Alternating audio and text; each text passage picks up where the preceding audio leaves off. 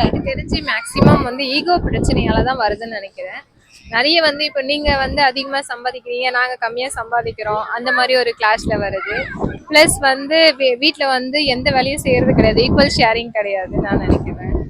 மற்றபடி ஓகே தான், அவங்க ரெண்டு பேரும் ஈக்குவல் அண்டர்ஸ்டாண்டிங் இருந்துச்சுனாவே பாதி பிரச்சனை முடிஞ்சிடும். இல்லை மேடம், பொண்ணுங்க வந்து நிறைய எக்ஸ்பெக்ட் பண்ணுறாங்க. பிஃபோர் மேரேஜ் வந்து நிறைய எக்ஸ்பெக்ட் பண்ணுறாங்க. ஸோ அது வந்து அவங்க ஆஃப்டர் மேரேஜ் வந்து சிலதெல்லாம் ஃபுல்ஃபில் ஆக மாட்டேங்குது. அதுதான் மெயின் ரீசன் எனக்கு தெரிஞ்சு.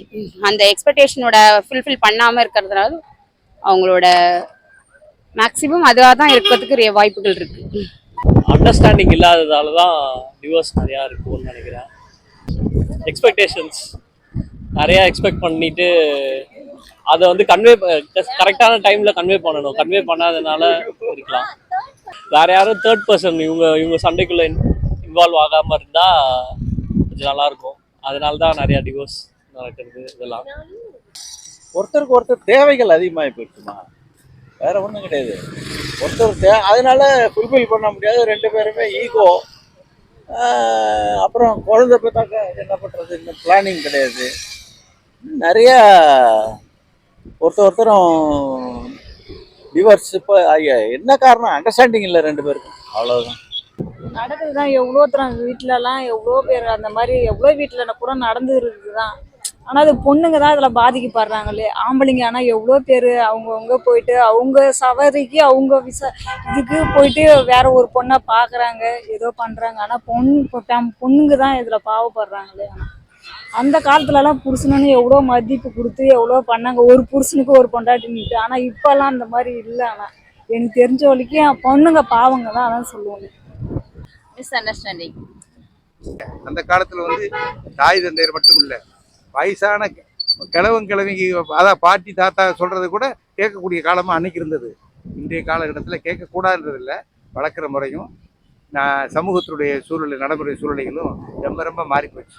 எதை கண்டாலும் உடனே பார்க்குறத உடனே வாங்கணும், உடனே அபகரிச்சுக்கிறணும், ரெண்டு கொலை பண்ணியாவது எடுத்துக்கிறோன்ற காலத்தில் வாழ்ந்துட்டு இருக்கிறோம். அப்படிங்கும்போது இந்த காதல் பண்ணி கல்யாணம் பண்ணுறவங்களுடைய இது வந்து என்றைக்குமே வந்து யாருமே பூர்ண திருப்தியாக இருக்கிறது இல்லை. அவங்களா இயற்கையாக அதிர்ஷ்டமாக வாழ்ந்துட்டா வாழ்ந்தது தான். அதில் 1000ல் 10 பேர் 100 பேருன்ற மாதிரி. ஆனால் பாதிக்கப்படுறது குழந்தைங்க தான். ஒரு பெண்ணுக்கும் ஆணுக்கும் ஏற்படுற விளைவில் பாதிக்கப்படுறது முழுக்க முழுக்க குழந்தைங்களுடைய ஃபியூச்சர் லைஃப். உண்மையான அன்பு இல்லை. ஆமாம், அதே தான். உண்மையான அன்பு இருந்தால் இது நடக்கவே நடக்காது. ரெண்டு பேருமே உண்மையாக இருக்கணும். இவங்களுக்கு அவங்க, அவங்களுக்கு இவங்க. அது இருந்தால் அந்த இது நடக்காது. ஈகோ தான், முக்காசு ஈகோ தான், வேற என்ன நானா நீயான்னு, அவ்வளோதான். என்ன நினைக்கிறது, எல்லாம் இந்த பண பிரச்சனை தான். பணம் இல்லை, ஆமா, ஈகோ பிரச்சனை. பணம் இல்லை, யாருக்கிட்ட பணம் இருக்கோ அப்படி போயிடுறாங்க. பெண்கள்கிட்ட பணம் இருந்தா அப்படியே அவங்க ஜாலியா இருக்கிறதுக்கு போயிடுறாங்கல்ல. ஜாலியா ஒரு வாழ்க்கை. அதாவது அந்த காலத்தில் வந்து ஒருத்தவங்களை நல்லா புரிஞ்சுக்கிட்டாங்க, நம்புவாங்க. மனுஷனை வந்து நம்புவாங்க. கணவன் மனைவி வந்து கணவன் வந்து மனைவி நம்புவாங்க, மனைவி வந்து கணவனை நம்புவாங்க. ஆனால் இப்போ வந்து புரிதல் வந்து தொட்டதுக்கெல்லாம் சந்தேகம், தொட்டதுக்கெல்லாம் வருமானம் பத்தலைன்றது, வெளியே போனால் சந்தோஷமாக இருக்கிறது இல்லை, ஏதாவது ஒரு கோவப்படுறாங்க. ஆணாகட்டும் பெண்ணாகட்டும், முக்கியமாக பெண்கள் தான் இப்போ கோவப்படுறாங்க. ஆனால் யாருக்கிட்டே ஒரு நிதானம் கிடையாது, புரிதல் கிடையாது. புரிதல்னு ஒன்று இருந்தாக்க நல்லபடியாக எல்லாமே குடும்பம் நல்லபடியாக நடத்தலாம். ஏமாற்றம் வந்து அதிகமாகிடுது, ரொம்ப ஏமாத்துறாங்க. பெண்களாகட்டும் ஆண்களாகட்டும், உண்மையாக இருக்கிறவங்களுக்கு யாருமே உண்மையாக நடக்கிறது கிடையாது. எல்லாம் போய் எப்படி யார் ஏமாற்றலாம், எப்படி சம்பாதிக்கலாம், அது பெண்கள்கிட்ட போயிட்டு ரொம்ப அதிகமாகிடுது. ஆம்பளைங்களை வந்து முழுசாக நம்புறதில்ல, நம்பிக்கை துரோகம் பண்ணுறாங்க. நம்பி ஒரு ஆள் போகிறாங்க, அவங்கள ஆசையை காட்டி ஏமாத்துறாங்க. இதெல்லாம் வந்து இப்போ வந்து அது ஒரு நடைமுறையாகிடுது. யாரும் வந்து உண்மையாக இருக்கிறது கிடையாது. ஒரு ஆளை முழுசாக நம்பி ஒரு காரியத்தை சாதிக்க முடியல. ஏன்னா அவங்களுக்கு வந்து எப்படி இவங்களை ஏமாற்றலாம் அப்படின்ற ஒரு எண்ணம் வருது. அதனால தான் புரிதல் இல்லை. இன்னொன்று, ஒருத்தங்க சந்தேகம் அதிகமாக வருது, ஃப்ரீயாக விட மாட்டேங்கிறாங்க. அந்த காலத்தில் வந்து கேர்ள்ஸ் வந்து நிறைய பேர் சேஃப்டியாக வச்சுருந்தாங்க. இந்த காலத்தில் கேர்ள்ஸுக்கு சேஃப்டி கிடையாது. இன்னொன்று பாய்ஸ் வந்து எங்கே போயிட்டு வந்தாலும் கேர்ள்ஸ் சந்தேகப்படுறாங்க. மோஸ்ட்லி இம்பார்ட்டன்ட் சந்தேகம்னு ஒன்று பேர் வந்த உடனே தான் டிவோர்ஸ் அதிகமாகுது. மேரேஜ் பண்ணதுல எனக்கு எந்த பிரச்சனையும் இல்லை.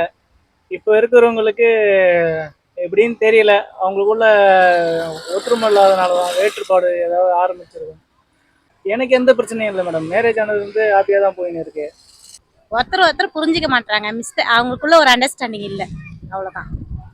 ஒருத்தருக்கு ஒருத்தருக்கு புரிதல் இல்லாததுனால விவாகரத்துன்ற ஒரு இது நடக்குது. அவங்க 2 பேருக்குள்ள ஒரு அனுசரிச்சு போகணும். எல்லாம் அனுசரிச்சு போனா எதுக்கு அந்த மாதிரி நடக்காது.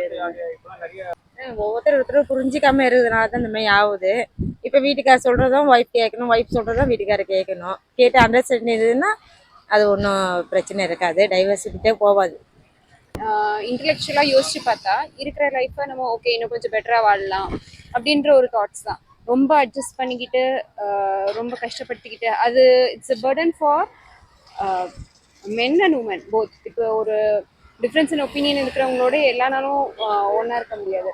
டு சம் பாயிண்ட் சிலி ரீசன்ஸ்க்காக இப்பெல்லாம் டிவோர்ஸ் பண்ணுறாங்கன்ட்டு நிறையா கேள்விப்படுறேன். பட் அது வந்து என்கரேஜபிள் இல்லை, கொஞ்சம் அட்ஜஸ்ட் பண்ணிக்கலாம்.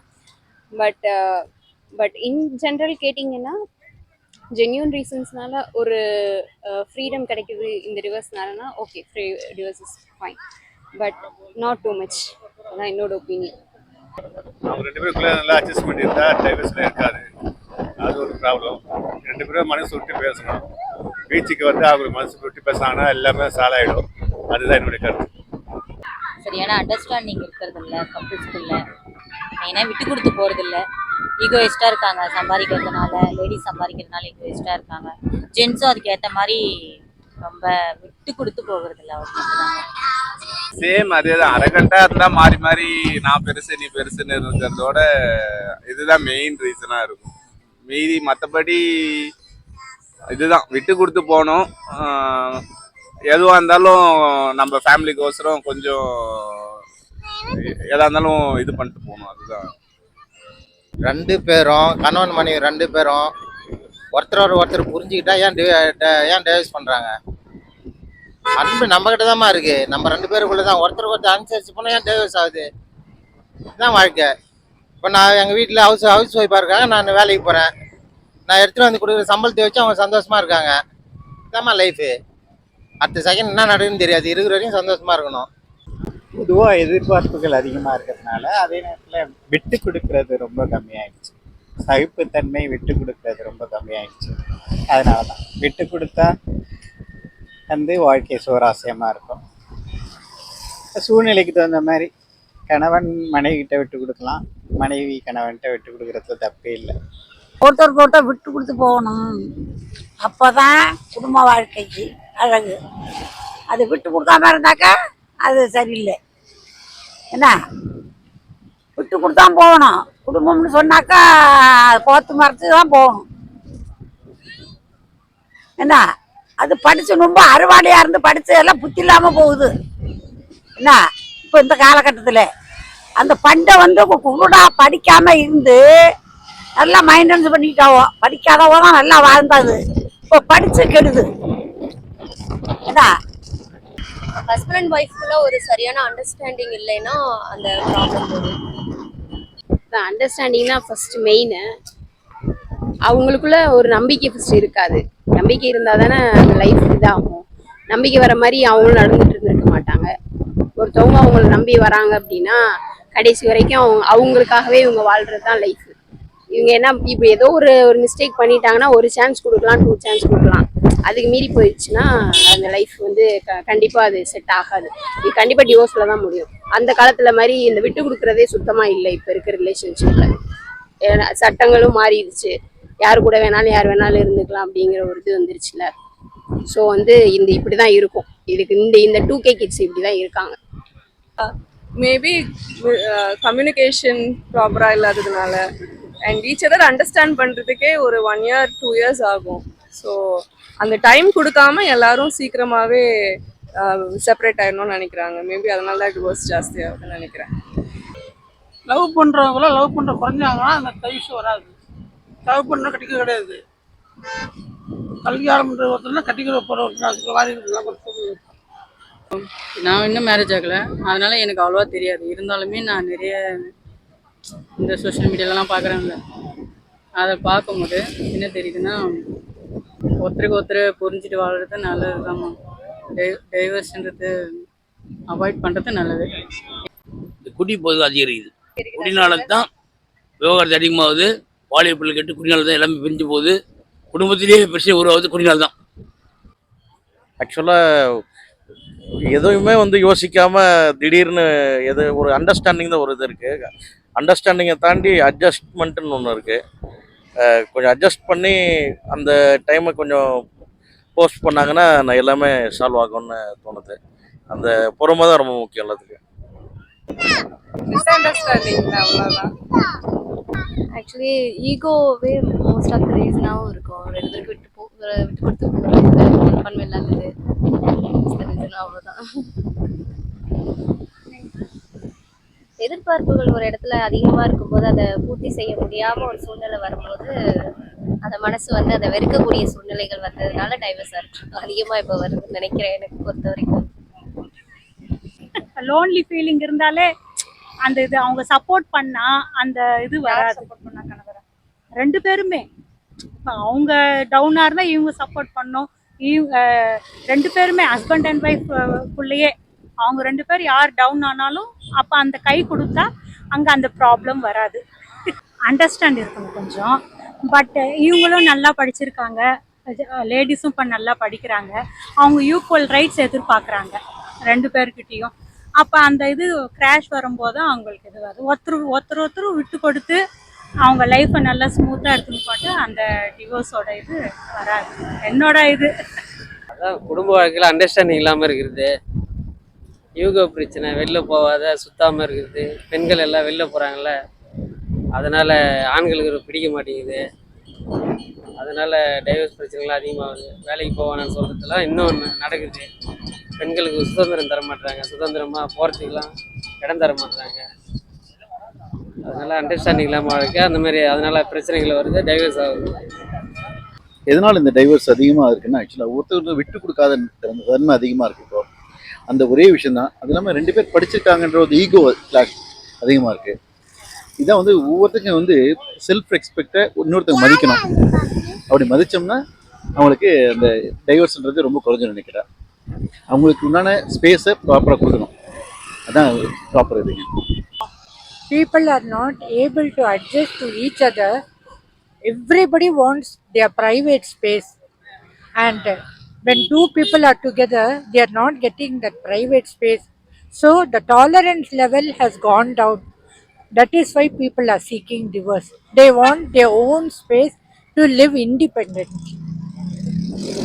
See, years before there was total adjustment between the family, and it was a joint family. So everybody contributed to the welfare of the family, and everybody had the adaptability. Today people have got so much education that they want to be independent, and the most crucial part of it is the ego adjustment between the two people, which is not happening. That is number one. Number two is the finance side of it. If the husband earns more than the wife becomes uncomfortable. The wife earns more, the husband becomes uncomfortable, and they don't want to unite and do something independent, something unitedly.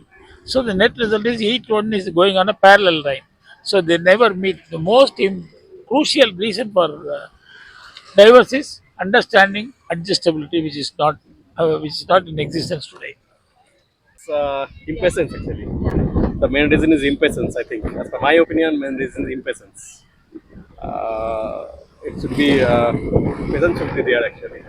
You got my point? Yeah, that is the main reason. On the mobile.